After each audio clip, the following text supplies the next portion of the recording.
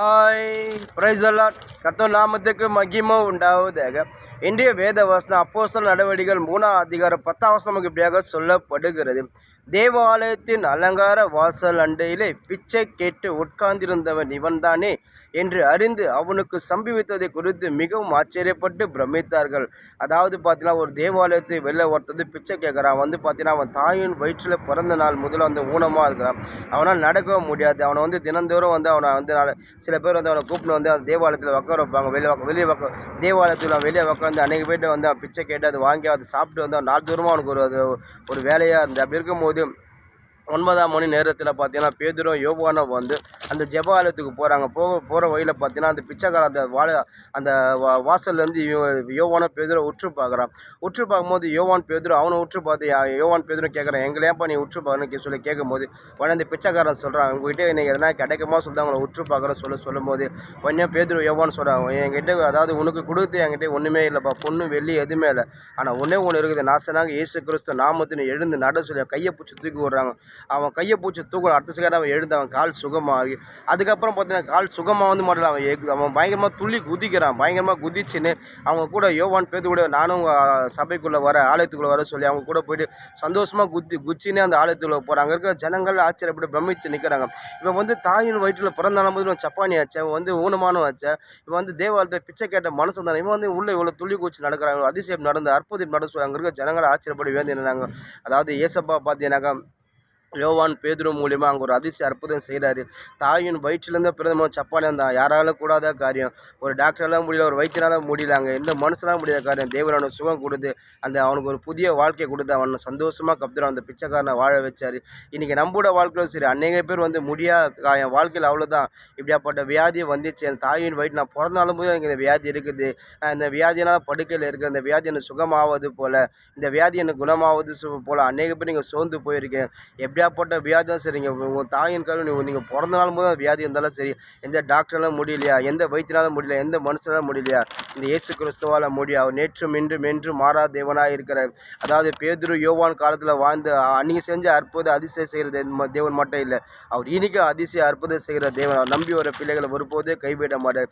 நீங்கள் ஒன்று நீங்கள் எப்படியாப்பட்ட வியாதிலாம் சரி, எப்படியாப்பட்ட படுக்கையில் இருந்தாலும் சரி, நீங்கள் இருக்கிற இடத்துலேருந்து ஏசப்பா விசுவாசி, ஆண்டவரே ஏசப்பா நீங்கள் எனக்கு சுகம் கொடுங்க சொல்லிங்க விசுவாசிங்க, நிச்சயமாக ஏசப்பா உங்களுக்கு சுகம் கொடுப்பாரு. இயற்கைக்கு அப்பாறப்போடு ஒரு விஷயம் நடக்கிறது இயேசு கிறிஸ்து மாட்டம் தாங்க.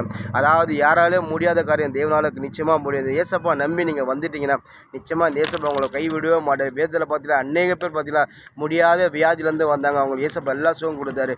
பழைய ஏற்பாடில் பார்த்தீங்கன்னா குஷ்டரோக வியாதி ஒரு சுகமாவத காரியம்.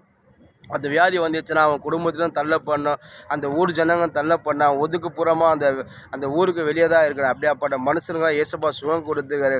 ஒன்றே அவங்களாம் ஏசப்பா நம்பி வந்தாங்க. ஆண்டவரே இந்த குஷ்டரோகி வியாதி இருக்குது, ஆண்டவரே எனக்கு சுகம் கொடுன்னு சொல்லி ஏசப்பா நம்பி வந்தாங்க. ஏசப்பா அவங்களுக்கு சுகம் கொடுத்தாரு. முடியாத காரியங்க அந்த ஏசப்பா நம்பி ஒரு ஏசப்பா அவங்களுக்கு சுகம் கொடுத்து ஒரு புதிய வாழ்க்கையை கொடுத்தாரு. வேதத்தில் புதிய பேரில் பார்த்தீங்கன்னா அநேக பேர் பார்த்தீங்கன்னா கண்ணு தீராத ஒரு பருத்தியம் கேட்குறேன், ஆண்டவரே எனக்கு 2 கண்ணு பார்வையே தெரியல, ஆண்டவரே தாவீது குமாரன் எனக்கு மன்னம் பெருங்க சொல்லி கப்துறா. அங்கே இருக்கிற சீசர் ஜனம்லாம் அதட்டுறாங்க, நீ சும்மா ஏன் கப்துற, ஆண்டவர் போகிற சொல்லி அதட்டுறாங்க. அவன் திருப்பி கத்துறான். அவனுக்கு ஒன்று தெரிஞ்சிச்சு, எந்த டாக்டரெல்லாம் முடியாது, வைத்தியெல்லாம் முடியாது, தேசப்பான சுகம் கொடுப்பாரு, இவரை விட்டா நான் சுகம் கிடைக்காது சொல்லி அவன் யார் அதட்டினாலும் சரி, யார் தடுத்தாலும் சரி, அவன் அழுக்கு மீறி அவன் விசுவாசம் நோக்கி கூப்பிட்றான், தாவீதின் குமாரனே எனக்கு மனம் இறங்க சொல்லி கேட்கும்போது உடனே ஏசப்பா திரும்பி பார்த்து அவனை கொண்டு வர சொல்கிறாங்க. அப்புறம் போய் அங்கே இருக்கிற ஜனங்கள்லாம் கொண்டு வராங்க. ஏசப்பா அவனுக்கு பார்த்து கேட்கும்போது, ஆண்டவரே எனக்கு 2 கண் பார்வையும் தெரியல, ஆண்டவரே எனக்கு நீங்கள் சுகம் கொடுங்க ஆண்டவர் சொல்லி கேட்கும்போது, எப்பா நான் உனக்கு சுகம் கொடுப்பேன் என்னை விசுவாசிக்கிறேன், ஆண்டவர் நான் உண்மை விசுவாசிக்கிறேன், ஆண்டு நீ தான் எனக்கு சுகம் கொடுக்க முடியும் சொல்லி அவன் விசுவாசிக்கிறான். உன் விசுவாசத்திலும் ஆகக்கூட சொல்லி அதுக்கப்புறம் ஏசப்பா அப்புறம் பார்த்தீங்கன்னா அந்த குருடை அவன் கண் பார்வை தெரிஞ்சு சந்தோஷமாக போனான். வேதத்தில் அநேக பெரும்பாடு ஸ்ரீ பார்த்தீங்கன்னா பயங்கர ஆஸ்தி உள்ளவ, அந்தஸ்து உள்ளவ, அநேக டாக்டரை போய் அநேக வைத்தியரை போய் பணம் செலவு பண்ணி அந்த வியாதி சுகமாகலை. ஒன்று ஏசப்பா பற்றி கேள்விப்பட்டு அவங்களுக்கு ஒரு விசுவாசம், ஏசப்பாவோட ரிசத்தோட சுகமாக சொல்லி விசுவாசம். அதே போல் அநேக கூட்டத்தில் அந்த அவ்வளோ நடக்க முடியாது, எல்லா தடைகளும் மீறி போய் ஏசப்பா ட்ரெஸ்ஸை தொடரா. அடுத்த செகண்ட் ஏசப்பா ட்ரெஸ் வல்லமை பெறுவ சுகம் அடைந்தான்.